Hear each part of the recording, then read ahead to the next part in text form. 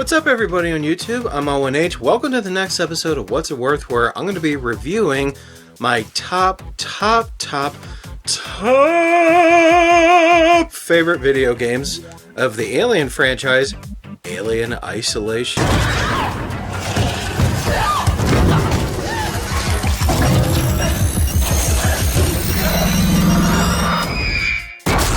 Now, I know it's been like 10 years since the game was released, but you know what? I'm excited to review it! Taking place 15 years after the events of the original Alien movie, you as the player are put in the shoes of Amanda Ripley, the 26-year-old daughter of Sigourney Weaver's Ellen Ripley, who is an engineer working in the region where her mother disappeared. One day, she's approached by a Weyland-Yutani representative named Samuels with an offer she couldn't refuse. The Nostromo flight recorder has been recovered by the Anesidora and taken to the supply depot, Sevastopol Station, and she's invited aboard the commercial vessel Torrens to retrieve it. In hopes of closure, she agrees. Upon arrival, Sevastopol shows signs of damage and communications are compromised. With nowhere to dock, the only way in is through a spacewalk. But when a section of the station explodes, Ripley is separated from her team. Once inside, she ventures through the abandoned station, where she discovers the carnage that ensued before their arrival. Along the way, she encounters terrified and hostile human inhabitants trying to stay alive, and an alien life form hunting in the shadows. But eventually, Ripley discovers that the alien is not the only threat on board the station. So, at the time that Alien Isolation was in the works, I had no idea that another Alien game was being made, especially after what happened with Colonial Marines, which I already reviewed. I'm not repeating myself. Moving on. The only time I ever knew about Isolation's existence is when IGN posted a video on YouTube called How Scary is Alien Isolation? And I kind of tilted my head like, they're making another one? So I clicked on it, and I'll tell you, I loved what I saw. But at the same time, I was still weary, especially after what Gearbox pulled with Colonial Marines. So I was like excited and cautious at the same time. I mean, I got so excited about this game, even read about it in the Game Informer horror issue that talked about Alien Isolation, and I'll tell you, I was psyched. Then came pre-order time, and when I played it, oh my god, I was in heaven. Creative Assembly delivered everything that they promised. I mean, they delivered the Alien experience fans have been waiting for. And I'm going to go over all the things that makes this game an award-winning masterpiece. One of the big ups about this game is the graphics.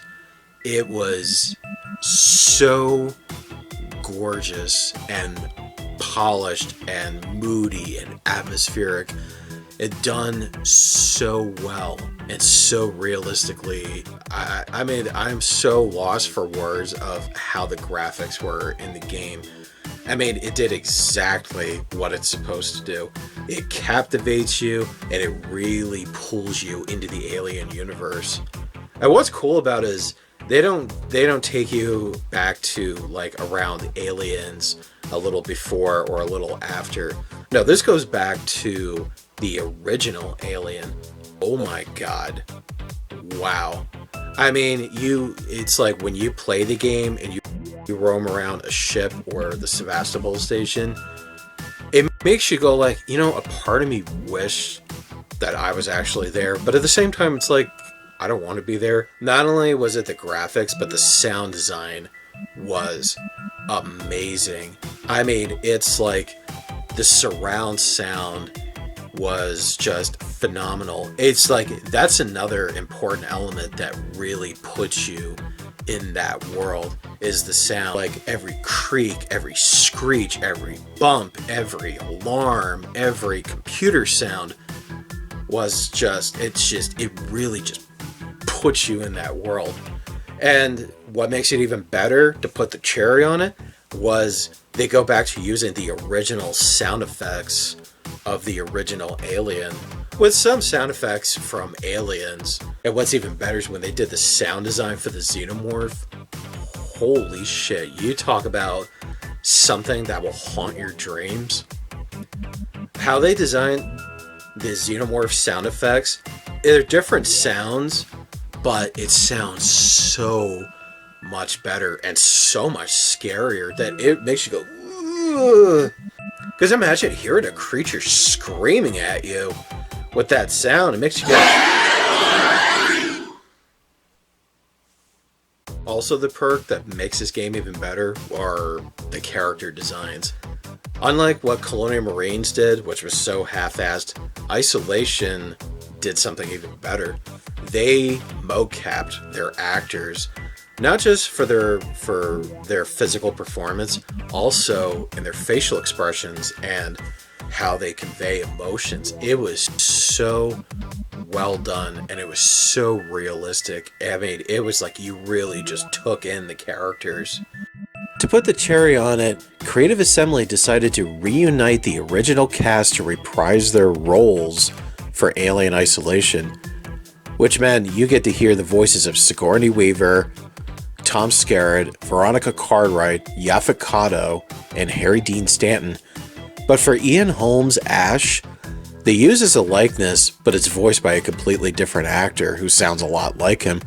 The same thing happened with Amanda Ripley, where she's capped by Kezia Burrows, but she's voiced over by Amanda Beck.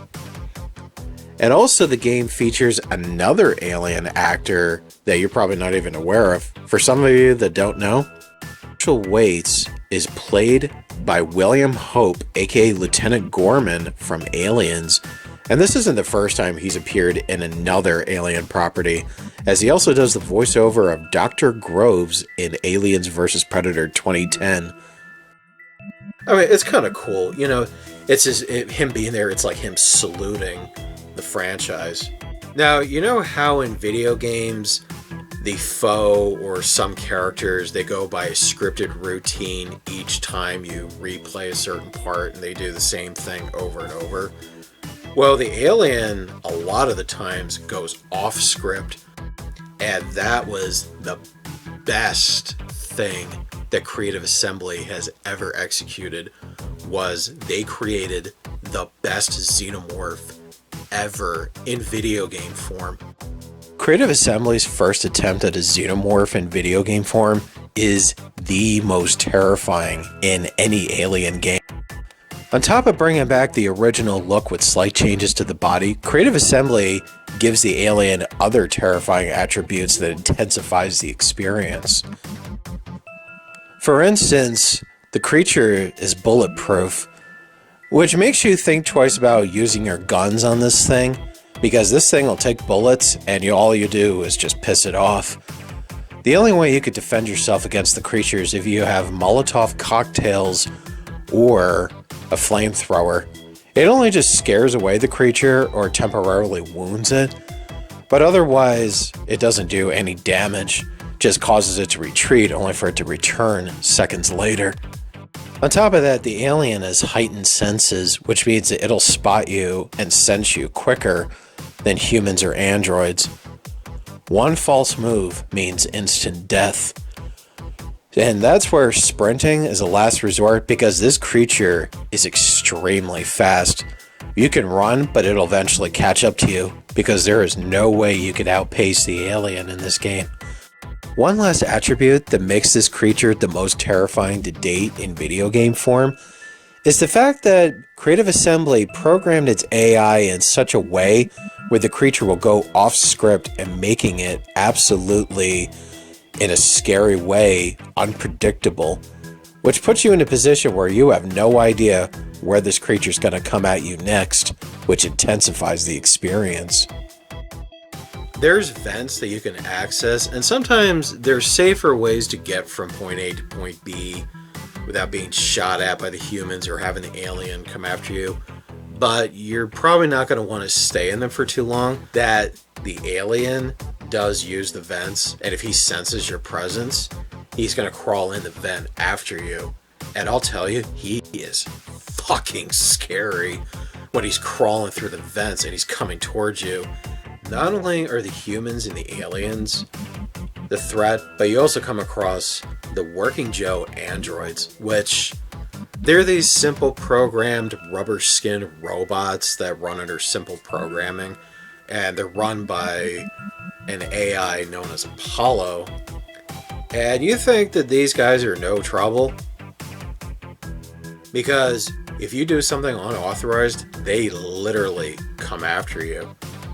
And the only time you should be worried about them is if their glowing white eyes turns red. That's the only time you should be more cautious of them and try to avoid them as much as possible. And I would not engage hand-to-hand combat with them because they're super strong, so I would not underestimate them. And the worst part is when you encounter them in numbers. It's like, ugh, shit. The only way to go after them is if you acquire the stun baton, which is what Brett had in the original Alien. You zap them and you just beat them to a pulp, that you're okay. But you should be careful doing that too, because that also summons the alien, and the alien doesn't go after androids at all. Just you. And the best part about it is, I've played this game for like 10 years, and each time that alien still makes me jump. Because every time you play it, whether you beat the game or you start all over again, the experience is different every single time. And it's the alien, a lot of the times it's the alien that changes it up. That is how a video game should be. The experience is different each time you play, so you want to play it over and over and over. Alien Isolation is one of those video games that definitely deserves its place in the Alien universe, especially with the fact that it touches up on Amanda Ripley, and it shows like how she's not a colonial marine, she's not trained for combat, but she uses her brain to outsmart the alien and outsmart her enemies in order to survive.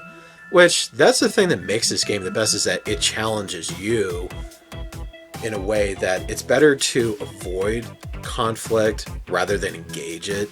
Because a lot of the times, you're not going to come out with the upper hand, which that's kind of the saddest reality that we face nowadays. I mean, this game succeeded where Colonial Marines failed.